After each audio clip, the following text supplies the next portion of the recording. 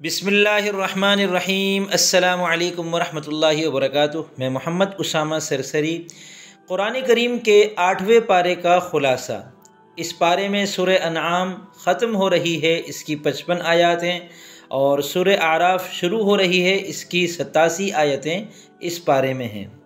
سورہ انعام کی جو 55 آیتیں ہیں ان میں 4 اہم باتیں یہ ہیں: تسلی رسول صلی اللہ علیہ وسلم، مشرکین کی 4 حماقتیں، اللہ تعالیٰ کی 2 نعمتیں اور 10 نصیحتیں۔ اس صورت کی بالکل پہلی آیت، اس پارے کی جو پہلی آیت ہے، وَلَوْ أَنَّنَا نَزَّلْنَا إِلَيْهِمُ الْمَلَائِكَةَ، اس میں رسول اللہ صلی اللہ علیہ وسلم کو تسلی ہے کہ یہ لوگ ضدی ہیں، معجزات کا بیجا مطالبہ کرتے رہتے ہیں۔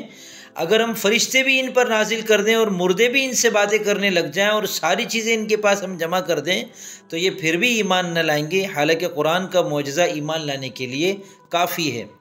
مشرکین کی 4 حماقتیں۔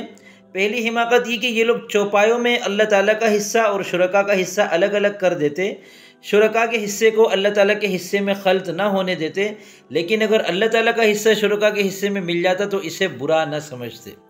نمبر 2، فقر یا عار کے خوف سے بیٹیوں کو قتل کر دیتے۔ نمبر 3، انہوں نے چوپایوں کی 3 قسمیں کر رکھی تھیں، ایک جو ان کے پیشواؤں کے لیے مخصوص، دوسرے وہ جن پر سوار ہونا ممنوع، تیسرے وہ جنہیں غیر اللہ کے نام سے ذبح کرتے تھے۔ چوتھا، چوپائے کے بچے کو عورتوں پر حرام سمجھتے، اور اگر وہ بچہ مردہ ہوتا تو عورت اور مرد دونوں کے لیے حلال سمجھتے۔ اللہ تعالیٰ کی 2 نعمتیں اس پارے میں مذکور ہیں، نمبر 1 کھیتیاں اور نمبر 2 چوپائیں، کہ یہ دونوں اللہ تعالیٰ کی بہت بڑی نعمتوں میں سے ہمارے اوپر ہیں۔ 10 نصیحتیں اس پارے میں ہیں۔ نمبر 1، اللہ تعالیٰ کے ساتھ کسی کو شریک نہ کیا جائے۔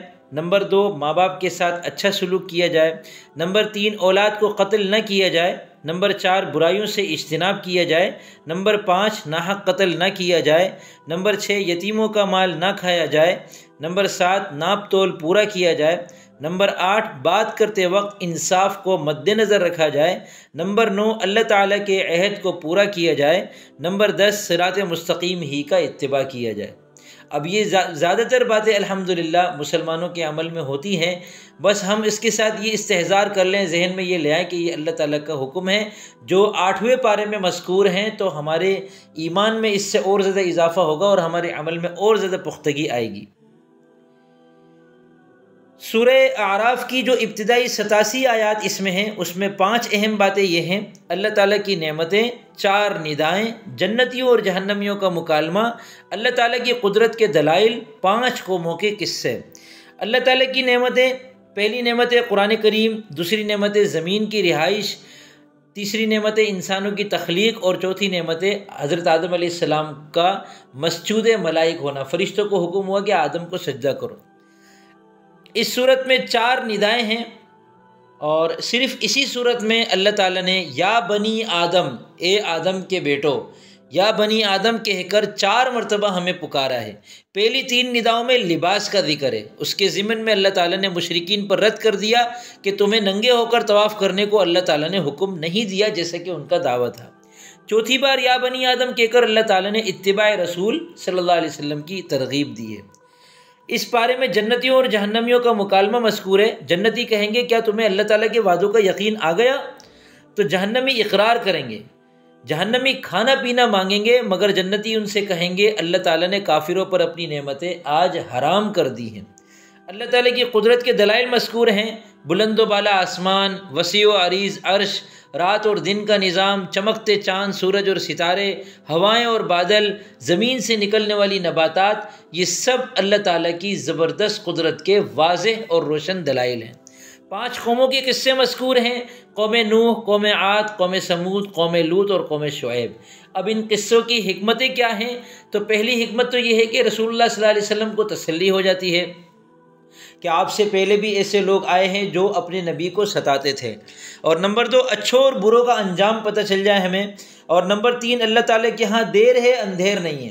بعض لوگ اس محاورے پر بھی اعتراض کرتے ہیں، اور اس کتاب میری اس خلاصے میں بھی بعض لوگوں نے یہ کہا ہے کہ اللہ کے ہاں دیر ہے اندھیر نہیں ہے، یہ کہنا غلط ہے۔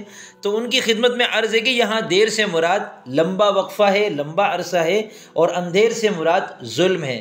یعنی اللہ کے ہاں بعض اوقات ایسا ہوتا ہے کہ کسی قوم، کسی ظالم کو اس کے ظلم پر سزا ملتی ہے، لیکن ہمیں ایسا لگتا ہے کہ یہ تو بہت دیر سے ملی ہے، بڑے لمبے عرصے بعد ملی ہے۔ حضرت نوح علیہ السلام اپنی قوم کو 950 سال تک دعوت دیتے رہے، وہ اپنے کانوں میں انگلیاں ٹھونس دیتے تھے دعوت کو سننے سے بچنے کے لیے، اس کے بعد ان پر طوفان کا عذاب آیا۔